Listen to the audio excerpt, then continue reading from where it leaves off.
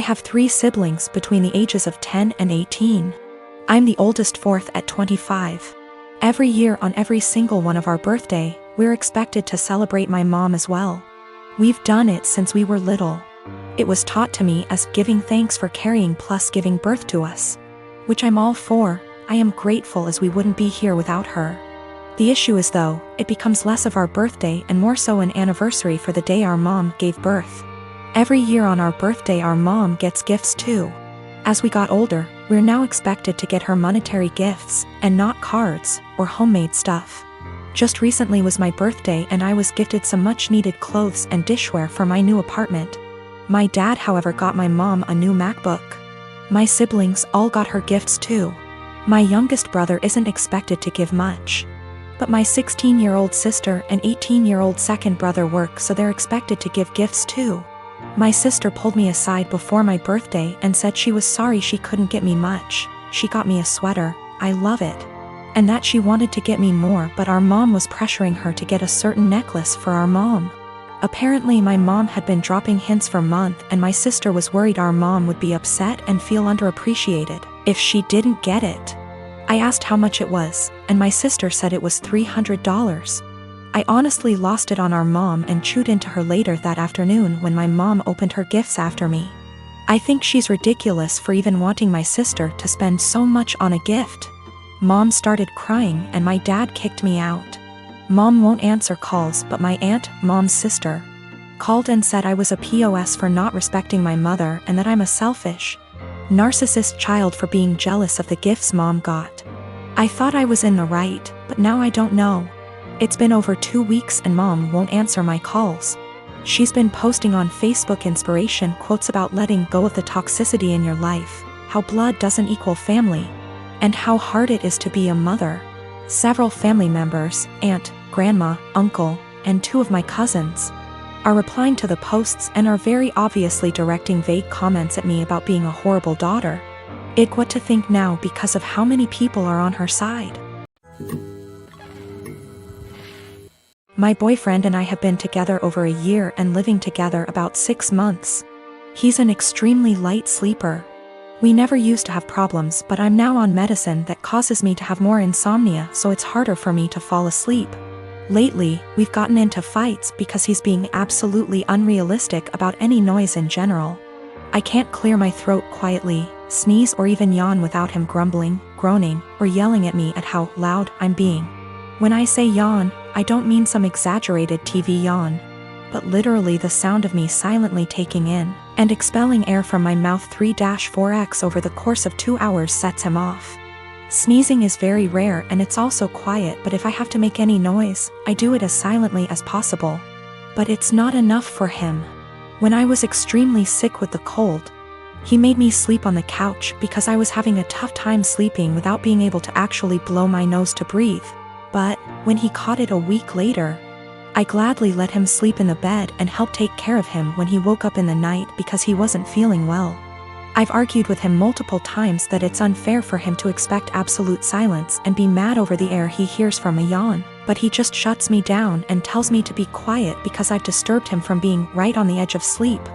I understand that when you're half asleep you're particularly grumpy, we've all been there.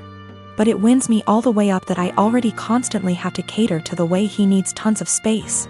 Meaning I have to sleep pencil straight all night or on the side not facing him if I want to move my legs at all. And then this sound thing. I've had previous BFs who were heavy sleepers that snored, made lots of noise, and honestly that bothered me less than constantly having to be alert to his needs. He says that earplugs don't work and he only likes to hear the fan, so white noise is out of the question. I don't want to go downstairs because then I'll just stay up, and I don't want to keep taking melatonin every night, but I'm this close to not renewing our lease together next year if things don't change. It also makes me feel like if we got married and had kids he'd just expect me to be up all the time dealing with the baby, so he can sleep, or complaining about his sleep, or if one of us was to have a chronic sickness that we'd have to sleep in different bedrooms, because of how selfish he is. My cousin Jake got outed about 4 or 5 days before his 18th birthday in the summer. His parents, my aunt and uncle, made arrangements for him to be sent to one of those awful camps that claim they could cure him. A kid in his community was forced to go and came back and was clearly not well, so Jake didn't want to go. Jake ran away from home and jumped from one family house to another. His folks didn't file a missing person report because they didn't want to look bad to their neighbors. They just told them that he went to that camp willingly. He disappeared in the middle of October and turned up in my city a week later.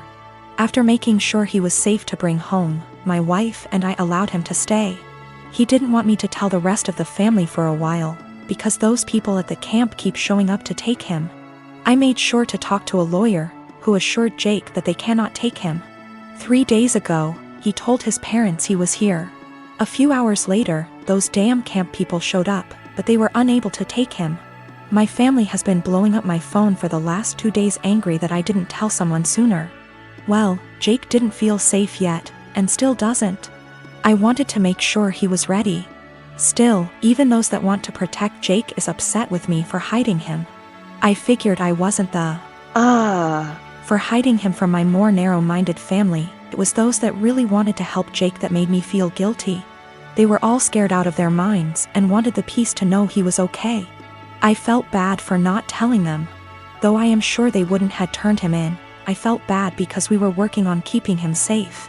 Also, we got a lawyer who got the police on the lookout for those camp people in case they try anything.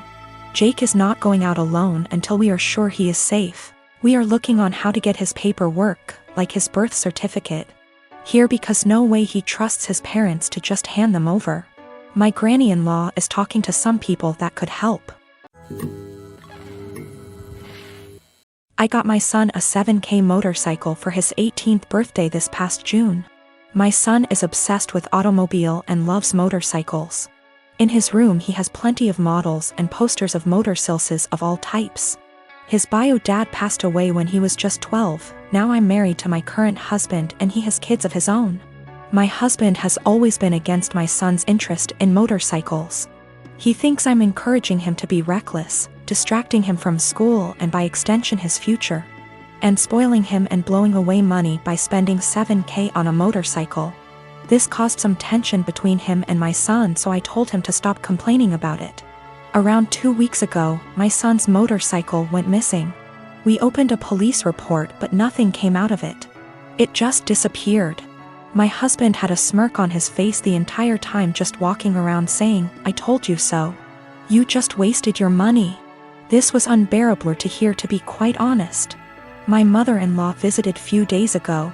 She was talking about the other house my husband owns and mentioned seeing a motorcycle. One that's similar to the one that we lost in my husband's carriage while she was cleaning it. She goes to clean that house weekly even though it's empty. My husband plans on giving it to his kids as inheritance.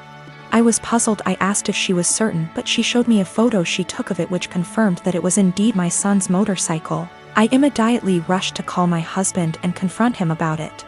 He admitted that he took and hid the motorcycle in his garage as a last resort after me and his stepson kept brushing him and his thoughts off about the 7K being spent on something unnecessary and that could cause issues. I blew up at him demanding he return it.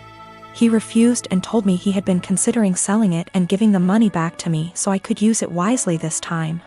I told him I was serious and that I'd call the police. He literally said, "This is a family matter and cops can't do shit about it." I had enough. I called the cops soon as I ended the call with him. The motorcycle was found and returned. But my husband had to be taken in since there was an open file about the motorcycles going missing. He was let go eventually, but he was livid with me.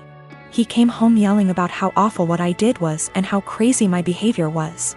I refused to engage in the argument, but he told his entire family about it and they judged me for calling the police on my own husband, even though I already asked him to return it. He said he was just looking out for my son and that one day we'll realize that he was right, but only when it's too late. My son isn't speaking to me or my husband. I feel horrible about the whole situation and am starting to think I handled this the wrong way.